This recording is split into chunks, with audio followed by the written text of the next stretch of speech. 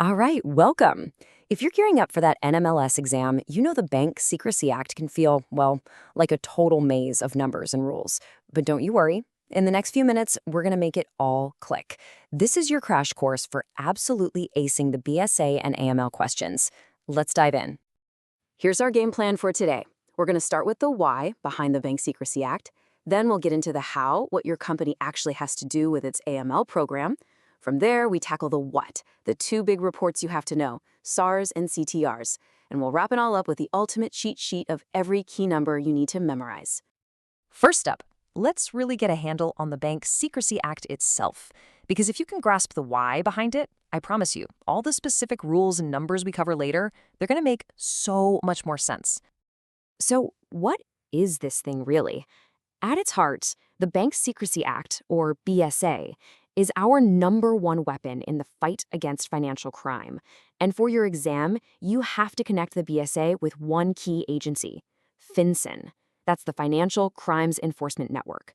Just think of them as the cops on this beat, the ones who enforce these rules. The BSA really just boils down to these three things.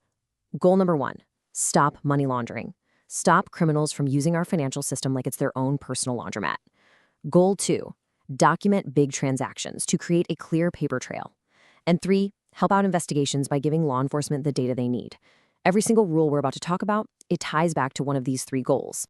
So this is a huge question for your exam. Who exactly has to follow these rules? And you know what? The answer might be a little broader than you think. Yeah, the net is cast pretty wide here. It covers everyone from banks to casinos. But look, the most important line for you is that last one, loan or finance companies. And let me be crystal clear, that absolutely includes mortgage companies and you as an individual MLO. This isn't just something for the bigwigs at your company to worry about. It's on you. You are on the front lines. Okay, so we know we have to comply, but how do we actually do it? Well, that's where the Anti-Money Laundering Program, or AML program, comes in. This is the BSA put into practice. And let's be real, this is completely non-negotiable, okay? Every mortgage company is required by law to have a formal written AML program. It's got to be approved by the top brass, and you bet it has to be ready for FinCEN to look at anytime. This slide right here, this is pure gold for your exam. These are the mandatory components of every single AML program. Think of them as the 5 pillars of compliance. You need written policies, right? You need a dedicated compliance officer, one person who's in charge. You need initial training when you start, but, and this is key, you also need ongoing training. And finally, you got to have some kind of independent test or audit to make sure the whole thing actually works. Seriously, memorize these 5, you're almost guaranteed to see them on your test. All right, so we've got the program set up. Now let's get into the nitty-gritty, the day-to-day stuff, your reporting duties as an MLO. And we're going to start with the big one, the Suspicious Activity Report, or SAR. Okay, before we dive deep into the SAR, let's just put it side by side with the other major report, the CTR. Here's the absolute key difference you need to remember. A SAR? That's all about suspicion. It's your gut feeling that something's not right. A CTR? That's totally automatic. It's triggered by a specific dollar amount. See the difference? One's subjective, the other is completely objective. So let's look at the official definition. The most important words here are possibility that a violation is occurring. And this is so critical. You don't need rock-solid proof. You don't have to play detective and be 100% certain. If your gut is screaming that something is off, that's enough. That's the trigger to start thinking about filing a SAR. All right, let's talk numbers. First one to burn into your brain for SARs is $5,000. A SAR is required if a transaction of at least $5,000 looks like it came from illegal activity, or if it looks like it was designed just to sneak around the reporting rules. And right after that, we have $25,000. This one's even simpler. If you spot a criminal violation of $25,000 or more, you file a SAR. End of story. Doesn't even matter if you know who the suspect is or not. Okay, so this slide pulls all those triggers together perfectly. But look at that first bullet point, insider abuse. This is the one they love to ask about on the test.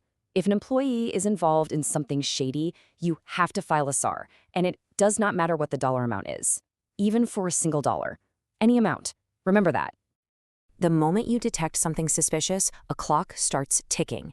You have exactly 30 calendar days to get that SAR filed with FinCEN. And for the test, remember, it's not about a month. It is precisely 30 days. Okay, listen up, because this is a huge deal. Filing a SAR is top secret. You cannot, and I repeat, cannot, tell the customer you filed a report. You can't even hint that you're thinking about it. That is called tipping off, and it is a serious, serious federal crime. All right, so that covers the report that's based on your gut feeling, right? On suspicion. Now let's switch gears to the other one, the one that's totally objective and triggered by a hard number, the currency transaction report, or CTR. So the magic number for a CTR? $10,000. But be careful with the wording. A report is required for any transaction with physical cash, we're talking actual greenbacks, that is more than $10,000 in a single business day. And yeah, that includes if someone tries to be sneaky and makes a couple smaller cash deposits that add up to more than 10 grand. So for the CTR, these are the 3 things you gotta lock in. The threshold, over 10 grand. The filing deadline, way shorter than a SAR, it's just 15 days, and record keeping. Your company has to hang on to a copy of that CTR for at least 5 years. Okay, wow. We've thrown a lot of numbers, deadlines, and rules at you. So let's pull it all together on one final slide. Seriously, think of this as your ultimate cheat sheet for exam day. Let's walk through this. For your SARs, you've got the $5,000 threshold for suspicious transactions and, super important, the any amount rule for insider abuse. Both of those have a 30-day deadline. Then you've got your CTRs. That's for anything over $10,000 with a much quicker 15-day deadline, and you have to keep the records for 5 years. I'm telling you, if you can just burn this one slide into your memory, you are going to be in fantastic shape for any BSA questions that pop up on the exam. So we've gone through all the rules for the test, but the real test, that happens every single day on the job. Because this stuff isn't just about passing an exam, right? It's about protecting the integrity of the entire financial system. So the real question I have for you is this. After all this, when you're looking at your next loan file, can you spot the red flags?